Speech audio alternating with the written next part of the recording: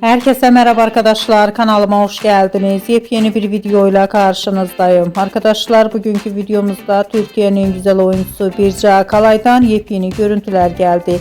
Birce Akalay'ın muhteşem görüntülerini sizler için YouTube kanalımda video halinde sunuyorum. Umarım beğenirsiniz. Arkadaşlar, videomu beğendiyseniz kanalımı izlemeyi ve bildirim butonuna basmayı unutmayın. Şimdilik benden bu kadar olsun. Yeni videomuzda görüşmek üzere. Hoşça kalın.